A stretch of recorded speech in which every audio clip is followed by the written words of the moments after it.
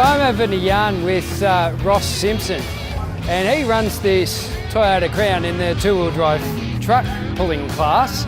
There's a story behind this Crown, isn't there? There is. My father started buying Toyotas in 1970, and the deal was if it had pulled the caravan up Wheelers Hill in Melbourne, he'd buy it, and he did, and it's still here. It kind of isn't a Toyota Crown though anymore, is it?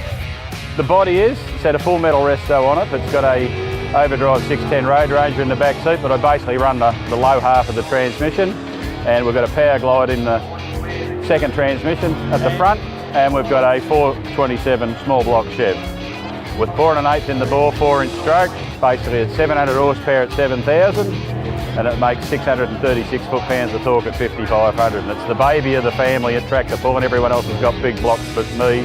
This is like an Aussie spec two-wheel drive though. There's a few American imported two-wheel drives. It's got an 1184 Siamese bore straight 4-bolt main bow tie factory block in it, aftermarket block, which is a high nickel block. It has a roller cam from the US. It has JE pistons in it.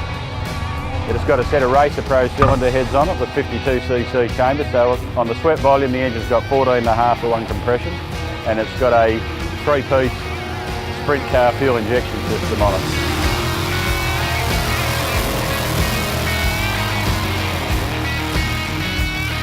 So in this class, what weight do you tow? They say this sled's 13 tonne. I'll go back a bit further with the old sled that we still pull at Qumbatook at Easter and other shows when it was running.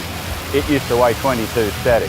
What's the attraction to pulling? A friend of mine owned a parts business in Dandenong in the early 90s, and he had the poster on the wall about the Australian Championships at Qumbatook. I went up that same year in 91, and I've only missed 2 to 3 shows in that time. Well, it was awesome to see it in action today. Nice to see a bit of wheel stand and a bit of flying dirt. The truck class, the hitch is above the centre line of the rear wheel, so it really lifts the front up. But it turned out that it needs around 300 kilos on the front, which is what's behind us right now. They're 47 kilos each, those weights on the front. I thought that was your picnic chair. No, and I've pulled the weight rack out as well, because we're allowed 15 feet from the centre line of the rear wheels to the front of the vehicle.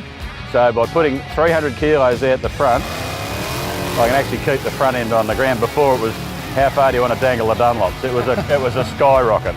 Basically, it's been a challenge to build it. It's all a learning curve for all of us. So. Awesome. All right, great to chat. Thanks for being here. It's a great weekend.